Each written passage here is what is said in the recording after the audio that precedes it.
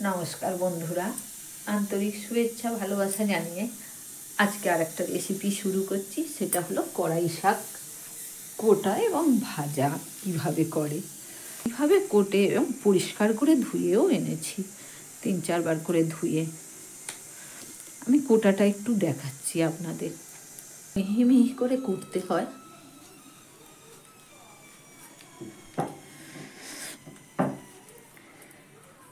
এটা পেপার বিছুবে।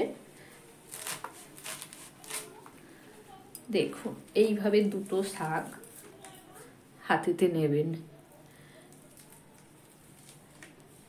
খুব মিহি মিহি হবে।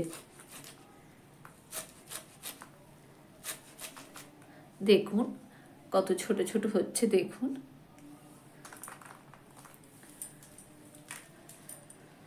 তবে হাত কাটার ভয় থাকতে পারে। এইরকম ভাবে মিহি মিহি করে আমি সব কটা কেটে নেব। এইভাবে আমি সব কটা শাক কেটে নেব। কেটে এবার যখন ভাজবো আপনাদের দেখাবো। শাকটা তো আমি কেটে এনেছি, তো এবার কড়াতে দিয়ে দিলাম। একটু লবণ দিয়ে দিলাম, আর আমি জল দেব না, গ্যাসটা কমিয়ে দেব, চাপা দিয়ে দেব। আপনি জল বেরিয়ে নরম হয়ে যাবে। তারপর আমি দেখাবো কিভাবে ভাজবো। চাপা দিয়ে দিলাম। মিনিট 5 পরে দেখবো জল বেরিয়ে একদম নরম হয়ে গেছে, তখন আমি ভাজবো। দেখুন বন্ধুরা, জল বেরিয়ে কতটুকু হয়ে গেছে দেখুন। গ্যাসটা লো করা আছে, তাই এবার আমি ভেজে নেব। আমি পুরো সহজভাবে কিভাবে ভাজা যায় আমি আপনাদের দেখাচ্ছি।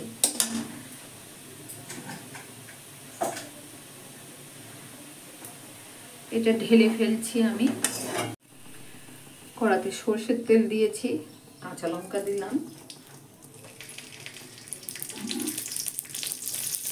কালো জিরে দিলাম,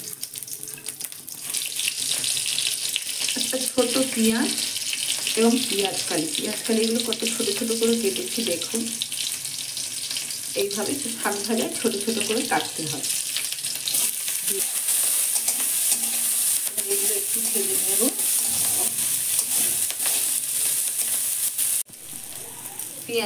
পেঁয়াজে একটু লবণ দেব।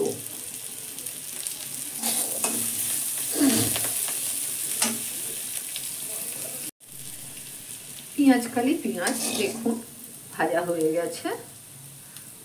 তো এবার আমি কড়াই শাকটা দিয়ে দেব।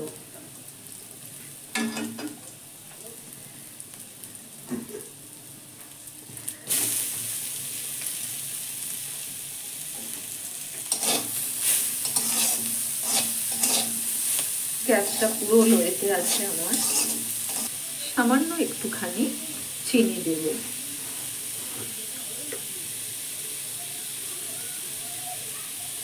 সামান্য চিনি দিলাম।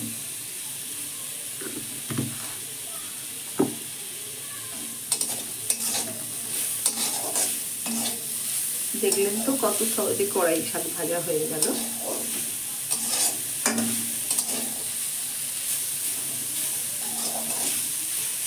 আমার রেসিপি যদি ভালো লাগে অবশ্যই সাবস্ক্রাইব করবেন, কমেন্ট করবেন, লাইক দেবেন। আজকের মতো আমি কড়াই শাক ভাজা রেসিপি শেষ করলাম।